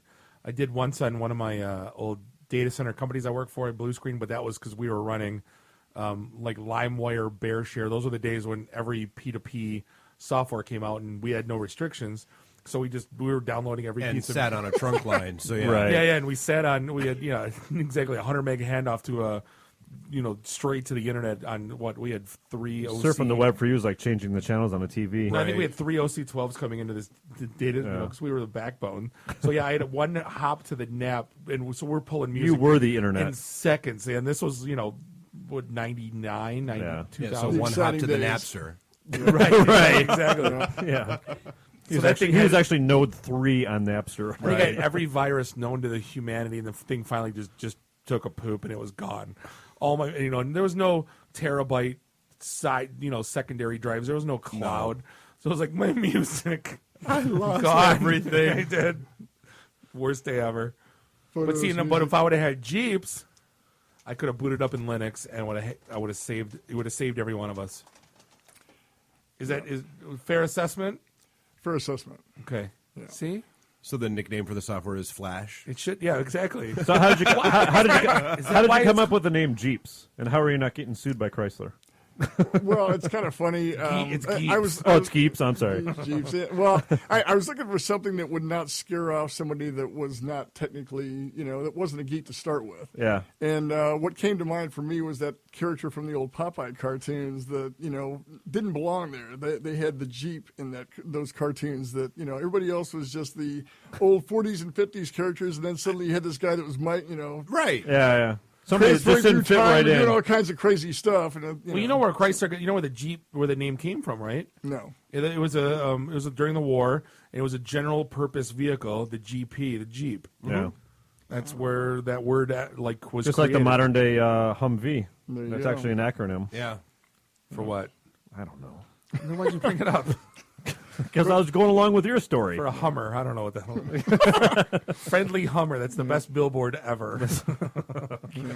Well, it's on the second generation now. The first generation, when I came up with the idea, I found the smallest flash drive I could, and I just filled the flash drive with it. Yeah. And so it was just used, and then you were going to use your own external software or your own external drive was the idea. But then I had a lot of suggestions from people. It would be nice if you had the storage on the same device so I didn't have to have something else. And so now I've got several options where you can get a 16 gig or a 32 gig. And the existing one, the original now has 2 gig. It's crazy how small those suckers are getting. I lose them like I lose pens and sunglasses. And those flash drives are getting, they're this small. They're like, well, because everyone gives one to you. I don't know. And where do I put them? There must be some place in my house where they're all having a party because I have no idea where they are. My pens, a flash drive party? Yeah, my sunglasses and pens and flash drives. And one sock. And, exactly. They're all like. So getting back to the product, so we're assuming that when you boot into this thing to a computer that is like comes somehow back from Italy and he's Mr. Serious and on point. Zipit.com. Ciao. Oh, you eat prosciutto. That's right. Anyways, so we're assuming that the data is not corrupt, right? Because all you're doing is providing access to a hard drive, right? Yes. Yeah, so actually some people, I think, use it whether Windows works or not. Because, for instance, I had a son that went out to college, and I needed to get stuff off of his machine before I got rid of it.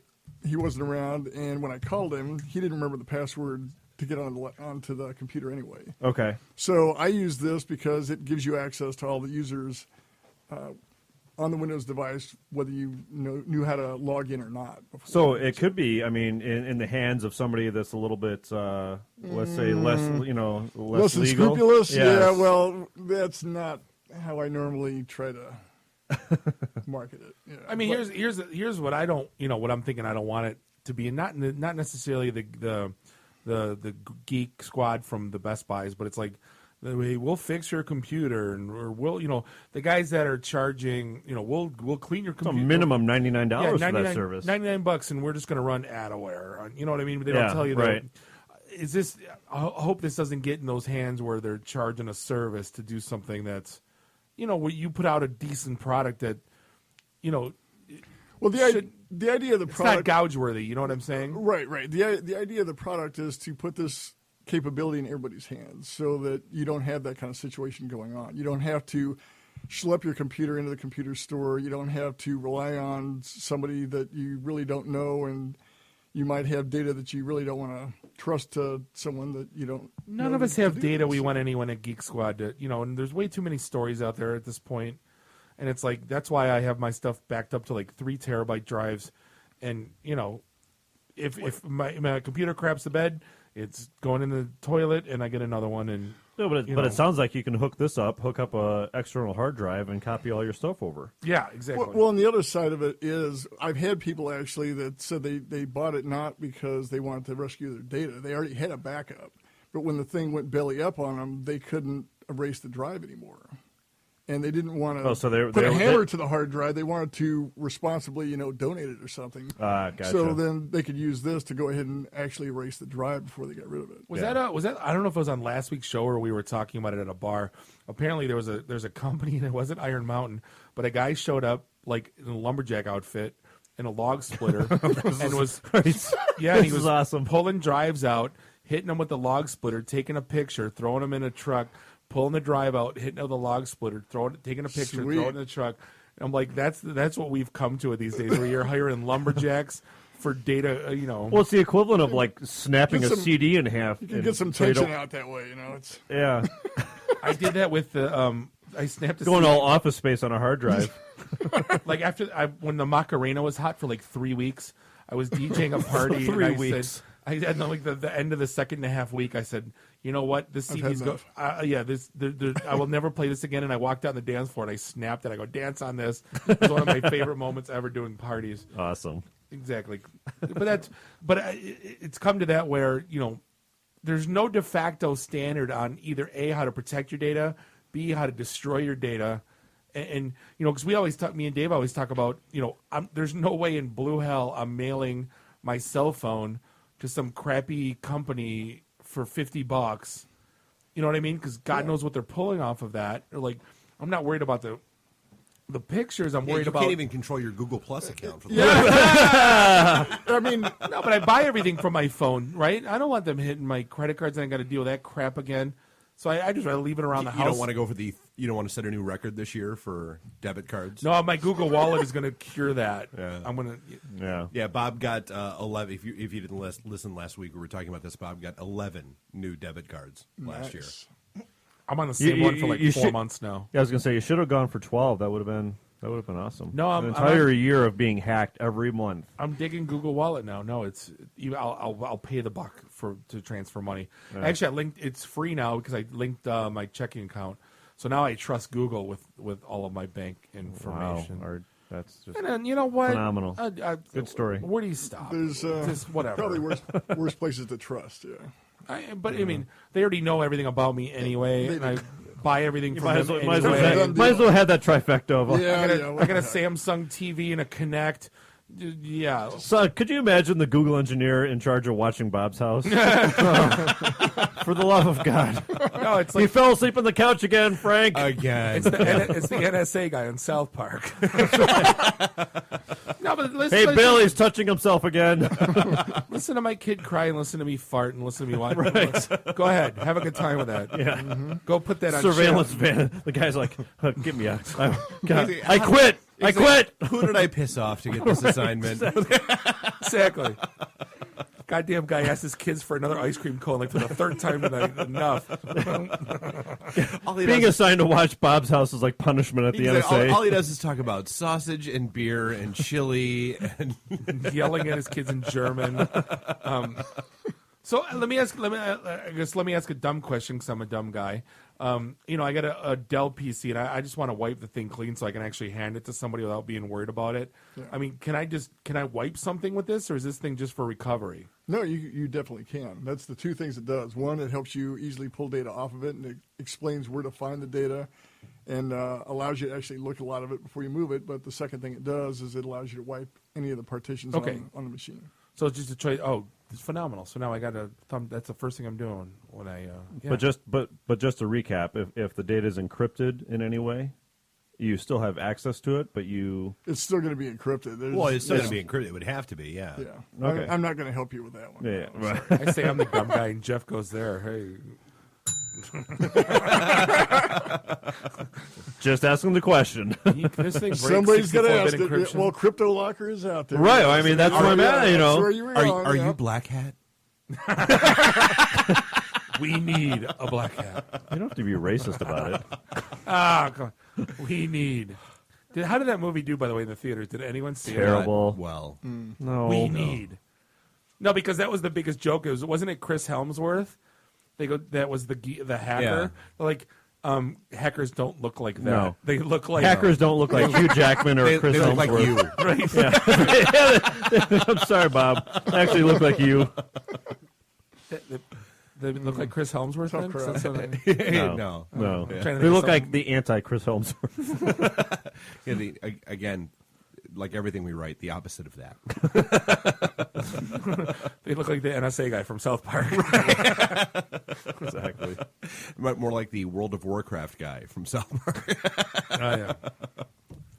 So is this software like publicly out there? How do people get it? How do they get their hands on it? Well, it's sold at a few locations online, primarily right now. It's going to be in a large retailer's catalog in the spring edition, and also I'm talking with a company called the Grommet that does a lot of internet distribution. But GEEPS.us, GEEPS.us is the website that I have that I sell off of it right now. And if people are interested in your listening audience, they can get a 10% discount using MTN1. Okay. IT and the D. IT and the D. Come on. Change that. I can add one of those too. We'll publish it IT and the D. Or whatever one you want. He's looking at you like, the hell with you. I got the stink eye with that. No, that was not stink eye. Damn PBR talking. Yes.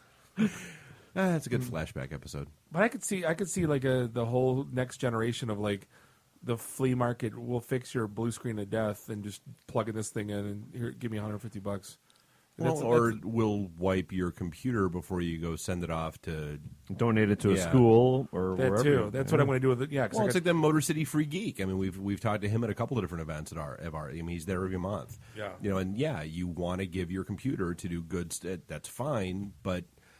Yeah, I don't want them knowing my Google search history, and I don't want them knowing. You have that on your emergency bracelet, don't you? Yes, exactly. Yeah, my wipe out my bracelet is delete my browser history. Is what Well, and that's actually one of the topics we didn't get to. Facebook now has added the option you can have. I saw that, and I actually I want to make sure I get the terminology right. It is the legacy contact that you can designate now. That so if in when case so die, I'm yours, you're Bob, exactly. Bob's mine. Right. So that in case you die, it's the person who takes over. You will receive total email. consciousness. Right. So I got that going for me. Well, you know that is a great. big So when issue. Bob passes away, God rest his soul, I'm going to get a bunch of sausage pictures and German whatever. Yeah. That is a big issue, though. Anybody that's got accounts online, as they Oh, start yeah. dying now, but it's got to be really bigger for Facebook than anyone else I have because they have over 1 billion users. I have 3 Facebook friends that have passed, and I absolutely. What's worse than hate? Like abhor. I was going to use that word, but I didn't know if it was right or not. I absolutely abhor when people either post to his wall or share. Like still to this day, share pictures, and it's like To that person's wall that passed away? Yeah, and it's like, happy birthday, Mark, and it's like, come on, that's painful. It's just like, you know what? Do that with your family. You know what I mean? Like, we get it. Like, it just like, every time I see, like, it's my one Doug died last year, and everybody's like, come on, you really got to do that? Like, post pictures, like, just get rid of the account for crying out loud, Anyway, not to end this thing on a downer, but it's like, I get that because, like, hey, if I leave it to somebody, you delete all my crap, please. Just don't make me be there still. And Brian from, because they're the pictures of him. Well, and it's 6 pictures of him. Smith from the Post today. It's like, come on. Well, and it's not just Facebook or any other online account. I mean, it's computers as well. I mean, if you have a shared computer at home that's used by husband, wife, kids, or whatever, and they all have their own accounts or their own passwords, if, God forbid, the husband passes and the wife doesn't know the husband's password, this tool would allow you to gain access to whatever, files that are there that were on that account as opposed to the, it's... Can Facebook ban couples' accounts, by the way? Oh, I hate you. Dude, every time I see a couple's account, I'm like, okay, which one of you cheated? that's my first assumption. And the email, yeah. Yeah, which one of you cheated, and now you have, Your life is a living hell behind closed doors. Yeah. Hey, Hans, appreciate you being patient with us and hanging out with us. It sounds like an awesome product. I can't wait to toy around with it on that old PC I got laying around. So. Yeah, right. I do. Well, I thanks for having actually me. still have the laptop that I locked myself out of, years ago. Oh, I have that one night. Oh, yeah. Yeah, so it's no longer a boat anchor. You can actually get access to it. I'm gonna go. I have that one from that company that rhymes with Schmel. Yeah, that I worked for like a month, and I still have their. That you had lunch at, yeah. Yeah, I barely had lunch there. I had a bologna sandwich there, and it You sucked. had appetizers. It was an awful bologna sandwich. I can do that and then wipe it. Yeah. Yay. Use your powers for good. We'll be back with our friends from W3R. This is the IT and the D Show. We'll be right back. Live from the Raw Radio X studios in downtown Detroit, this is the IT in the D Show. If you're a reseller of IT solutions, the original equipment manufacturer should not be your strongest competitor. At Quantum, we understand the true meaning of partnership. We work with our channel to deliver industry-leading solutions together, all the time, not just when it's convenient for us. Heck, we don't even have a direct sales force. Quantum is looking for a few good partners. Call 586-745-4DXI to get started. That's 586-745-4394. One group rises within Metro Detroit and uses the power of the Matrix, networking, to light our darkest hour, and will continue hosting events until all are one. IT in the D. Read, meet, listen. This is a previously recorded episode of the IT in the D Show. With the fine folks of W3R, one of our newest and greatest sponsors. Yay! Yay! No slow clap. Thank you. We get an actual clap for yeah, this. you one. guys actually get a real clap actual for round that. of applause. But we definitely appreciate the support, and we like what's going on with you guys. Obviously, there's a lot of things we do that match up. But talk to us about what W3R is, and then let's dive into some of the, like we talked earlier, with some hot jobs and things like that going on. Sure. So W3R is a 20-year-old staffing, consulting, and analytics company. We're headquartered in Southfield, and we have about 500 folks working for us, pretty much nationally. A lot in the Midwest region, though. Have a lot of cool things going on. We have obviously a sponsorship with you guys, and has some events coming up soon, which Katrina can talk to a little bit later. Hot jobs. So answer me a question real quick. Yeah. You said Riddle me this. this. You guys are a 20-year-old company, right? Yeah. Your CEO is in the 40 under 40 with me in Oakland. You know, making him question all of his life's decisions. Head of a staffing company of 500 consultants, or what'd your test say? Underachiever. So here I am looking up, going, really? You're CEO of W3R? And you work for a food distributor, don't you? Yeah, exactly. So I sell shortening. I sell shortening for to make pie. But you got this going for you. Exactly. Didn't make it. It makes no sense. But you guys are doing great. I mean, I see you guys around every corner. You guys are doing great things. I mean, what? I guess what? What's the secret sauce? What got you guys to kind of? You guys are killing it right now from everything we've reading about, and you guys got some great contracts. I mean, it's hats off to you guys. Yeah, thank you. It really probably comes back to just the people, the folks we have working for us.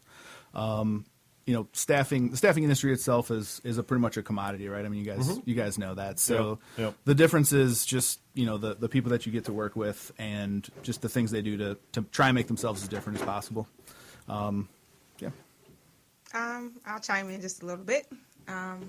One of the things that's cool, actually, you brought up our CEO, and I'm new to the company. Mark has been with the company for some time now. Great open.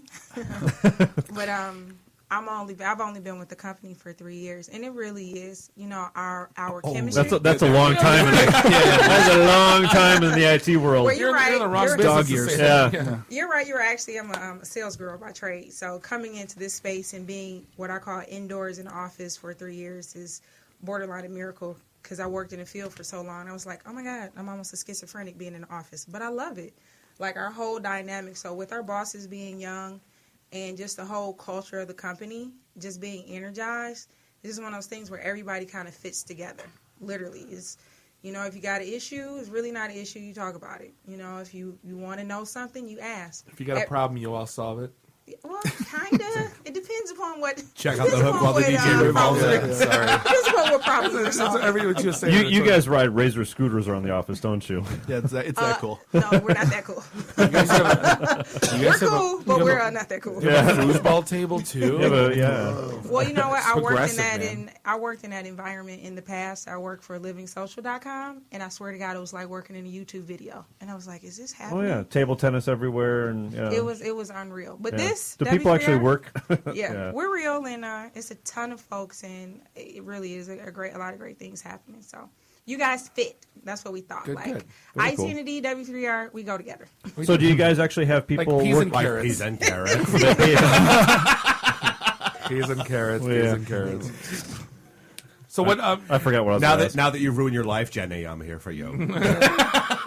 So that's what I was going to. Sorry, but do you guys have people working in the office that are consultants, or are they all out in the field assigned to different clients? It's a little bit of both. Okay. We do have a data analytics practice where we have some people who are more in house, and we do.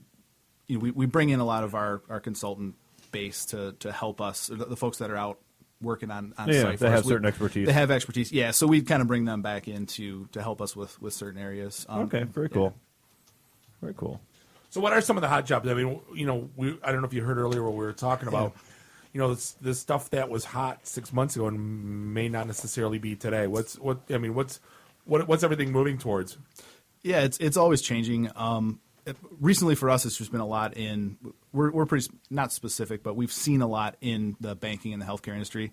A lot around data, business intelligence, data science, whatever is kind of the new buzzword for that. Information management. It's a phrase of the day. I'm probably making myself sound like I'm a BI guy, man. Yeah, BI, exactly. Is library sciences still a thing? I don't know on that one. Yeah, the Dewey Decimal Dewey System. Decimal. Yeah, right. Don't you know the Dewey Decimal System? I know 2.7863. It was Conan the Librarian, if you didn't know that. Right.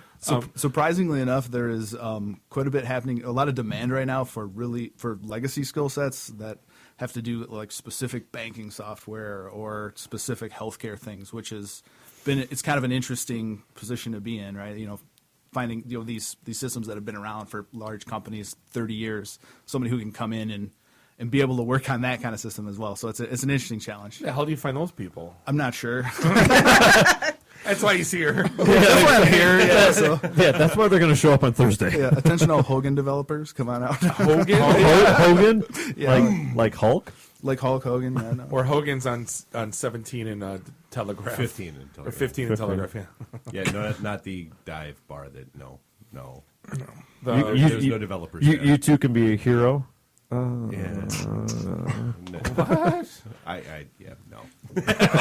Colonel Clink? Yeah, exactly. Thank you.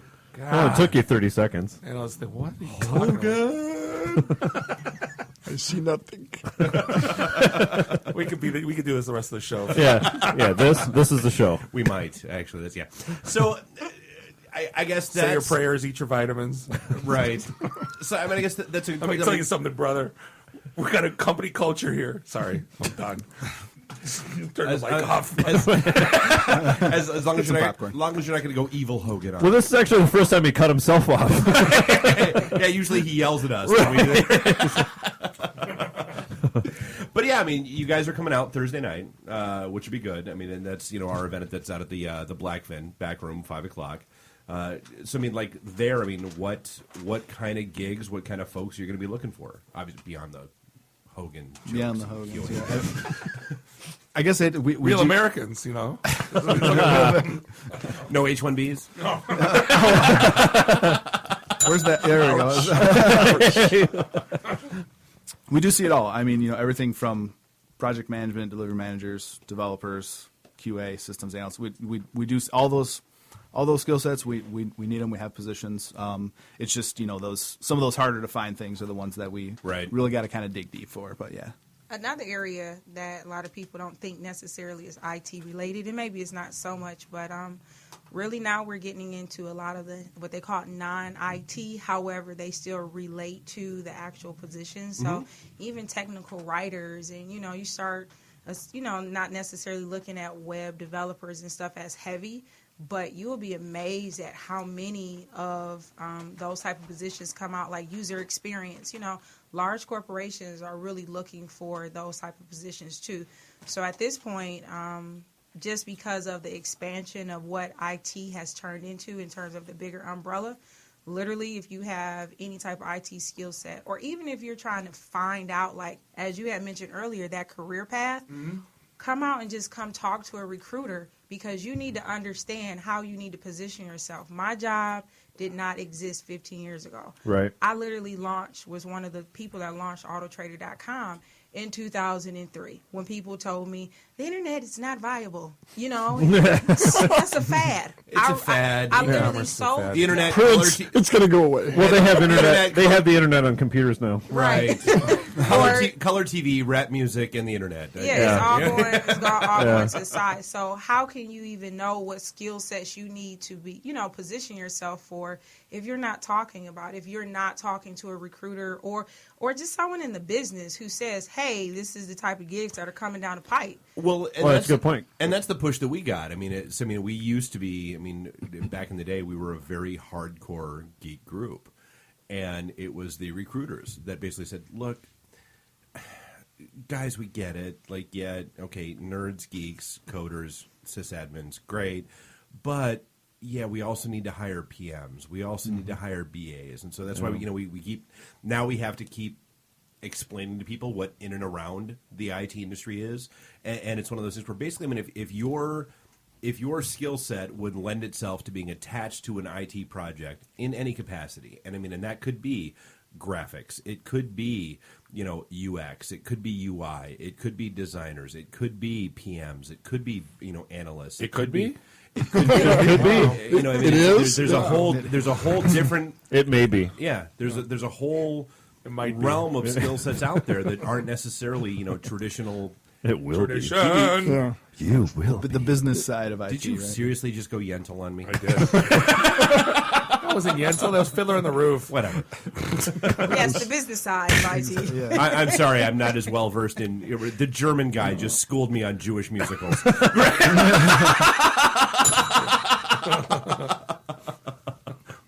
Alrighty then. But it is. It's all those skills that people Well, you mentioned necessarily technical associate writers. themselves. I mean, developers hate writing documentation, so there's always going to be that skill set out there. And they are actually As long as they're developers that don't want to write. Right. They are heavily sought after. Yeah. I'm and what better way to learn coding, right, is to pair up with a developer or a team that is, writing documentation for whatever app that they're doing. Very cool. Yeah, so just an overall good blend. So W3R Consulting will be there. One of our companies we're working with, Optech, will actually be there with us. So it's going to be a good hodgepodge. Well, and they actually just reached out to us about the Pink Slip Party. Okay. So, yeah, we, kind of in our space, of course, we all know each other at the end of the day. We end up crossing paths, working with each other one way or another. So, Well, and that's the fun little lesson that we keep hammering into people's heads is you don't understand how small of a world it is. oh, yeah, we know each other. Yeah. And everyone It's a talks. small world. Well, I mean, no, but that's us. I mean, that's our whole shtick with this is, I mean, we're extremely picky and choosy. Like, you don't hear Home Depot commercials And you never on our will. stuff. No, I mean, because our names are on this. Our rep, is wrapped up in who we are and what we do with this group, and so it matters. No, and that's another thing too with the events. Like the people that are so bad or lie, they burn their bridge, and we don't forget. So again, small world. You know what I mean? You want to be talked about for the next 8 years. Go do what you just did, buddy. Yeah. Right? But, that's what because we will tell the story about you until as has happened in the past, you move to Kentucky and you work at a Home Depot. Yeah. Because we don't want that filth in this town. People still need Walmart greeters. Right. They do. They do. Yeah, not everybody can be a BI guy. The world needs ditch diggers, too. Danny.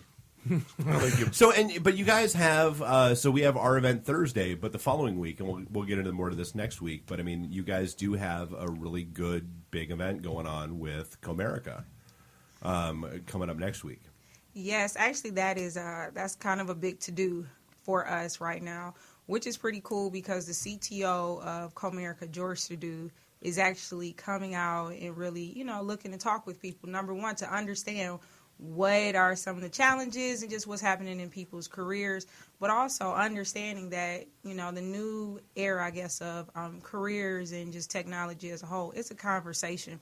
Because, again, as a staffing company, one project you may be on for 6-9 months, whatever, a year, and then you got to transition. What makes more sense now as something as a legacy company as Comerica, as Mark had mentioned before, you got all these skill sets.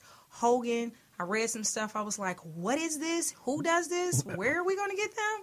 And what, a sandwich? No, not a hoagie. Yeah, right, not a hoagie. But again, you cannot replace that experience. So the cool thing is CTO, every hiring manager up underneath that umbrella of IT in Comerica, they're going to be there. So it's not going to be that whole, well, talk to the man that talks to the man, and maybe you can get to the man.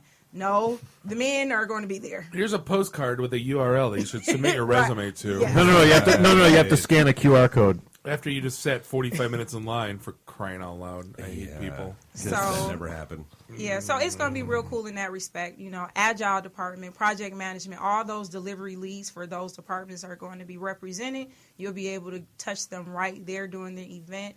And the cool thing is that, this is the first time they've ever done this. And the fact that Comerica, a bank that is over 100 years old, is willing to even do something like this is kind of like, okay, we see you.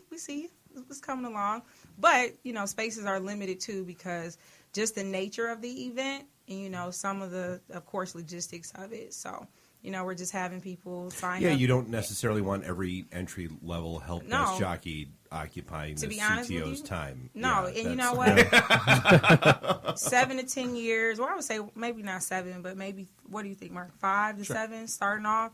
5 to 7, point exactly where you got to get your experience somewhere. So when you go into older systems or companies like this, you got to know what you're doing. Yeah. You got to be able to hold your weight. When they come in, this isn't a smaller project. We're talking about, maybe 50 million, 100 million for this one project. Right. So, it's definitely able to, craft out some careers, and it's nothing like mixing new talent with older, experienced talent, because you get the best collide of both worlds. So that's what we're hoping, kind of that vibe of us as a company, with at the same time some of those experienced seasoned guys, because they need to be able to see that perspective too, and work together to create better synergy. So, we're opening the doors, hoping it all is well.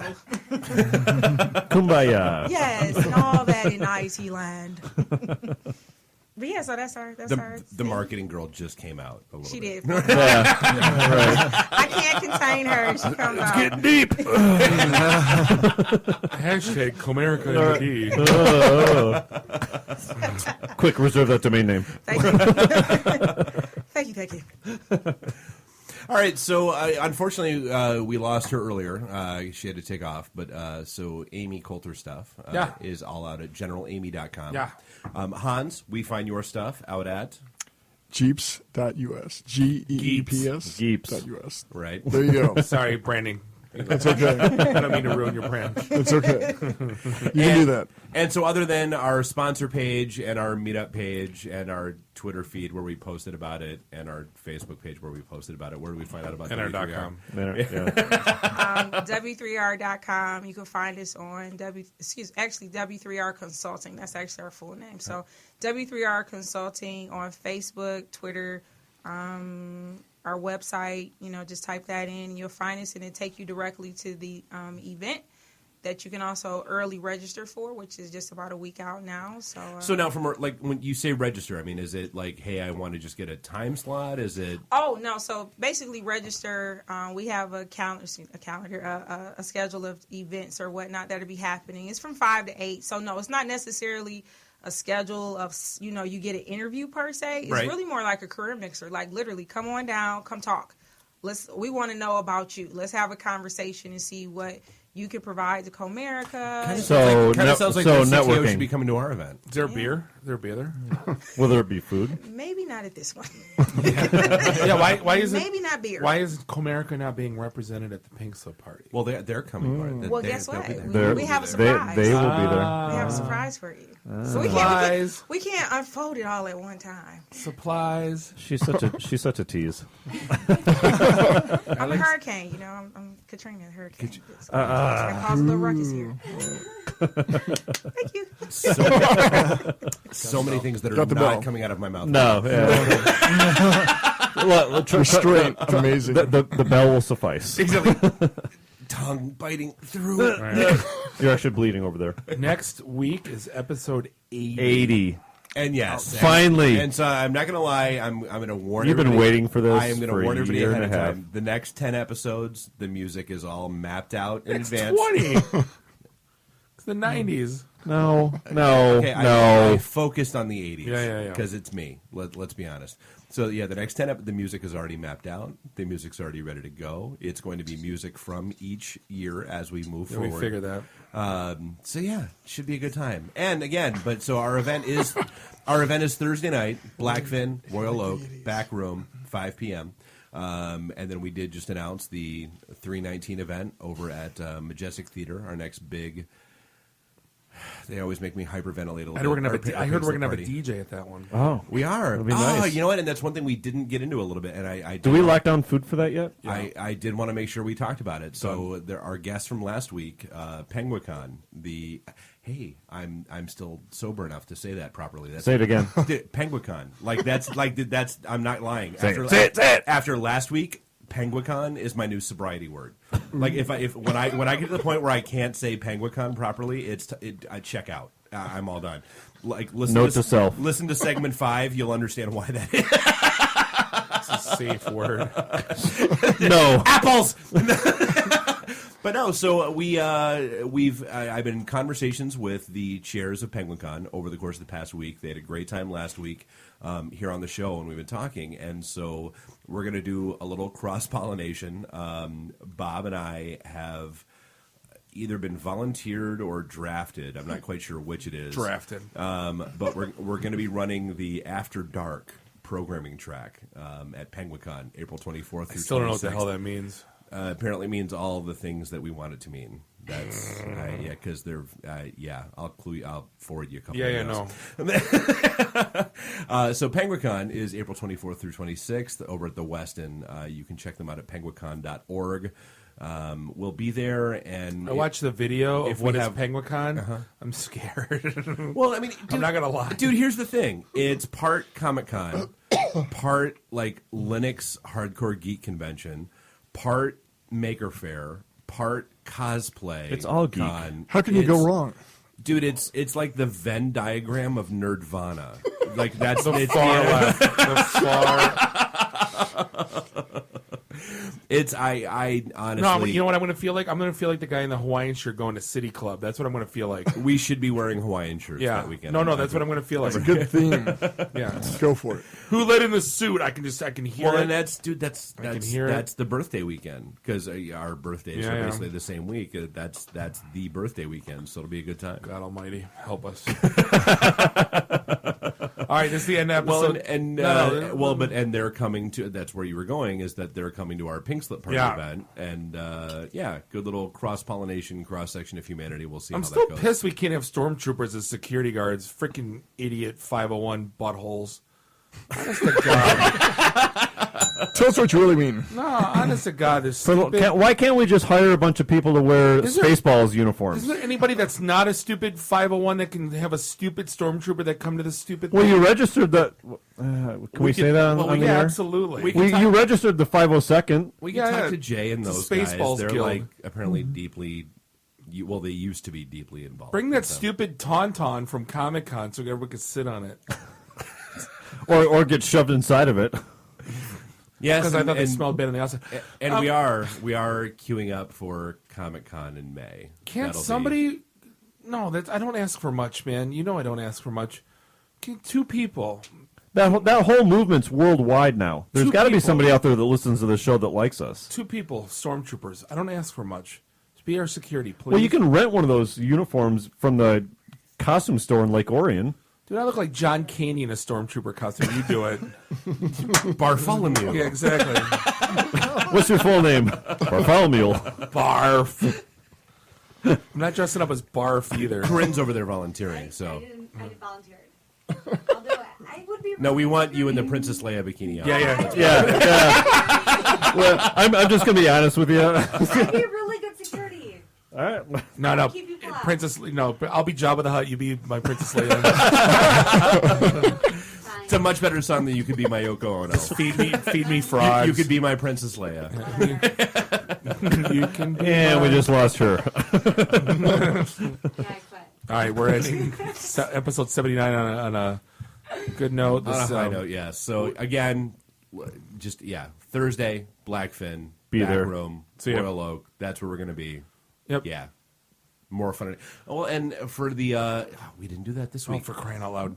No, we didn't. This show will never end. No, but we didn't give away any howlers. It's like the Californians on SNL's thing. Will this ever end? Oh my God, Becky! Oh my God, Becky! How do you not understand what we're saying? Yeah, no, but we didn't do any of the howlers this week from the Detroit Beer Press folks, and the new issue is out. Has Bob's new. Bring them to the Blackfin. We'll give them away there.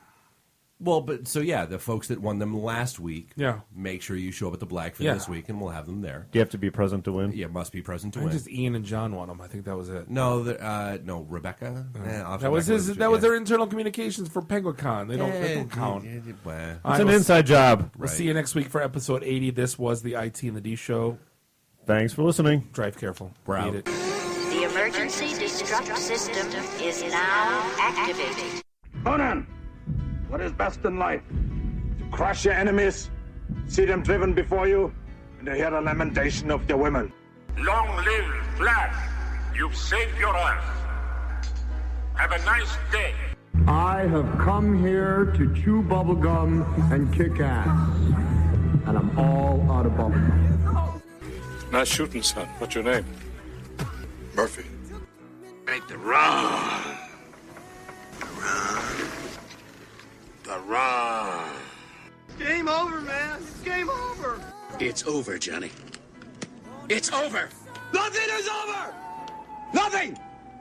You just don't turn it off. I can't say no, and I don't really want to, so. Well, especially with the back doors open. Yo! Hold up! Time out! Time out! Y'all take a chill. You need to cool that shit out. And that's the double truth. Ruth. Bob loves it in the can. I hope this was as much fun for you as it was for me. That's why I like it in the can. Joe, own the truth.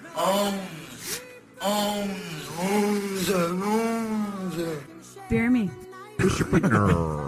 My job is to make sure this program is morally upright and cultural and wholesome. Shut up, Mimsy! Shut up, Mimsy! Shut up, Mimsy! Why would Buick put their cars next to the Bentleys? Why? That's not marketing. The alphabet. It's brilliant. Yeah, I can't take that position. That analogy sucks because it's right.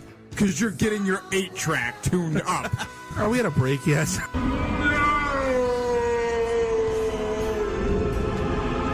Yeah, so now I'm just doing stupid stuff to make me laugh. Venture capital is not the end game. When are we going to talk about me? Jane, you ignorant slut. It's my show. I can say what I want. Kiss my ass, go home, unplug, get off the goddamn internet. You are everything that is wrong with the internet right now. You're so white right now. I'm the whitest guy in the room. Just explain it to me. I love this city. I was banging on the wang. Really? Should we talk about this? Tag team it. Should I keep going or should I stop?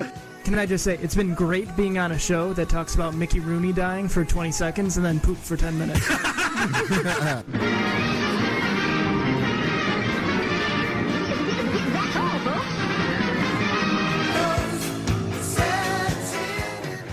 This is a previously recorded episode of the IT in the D Show.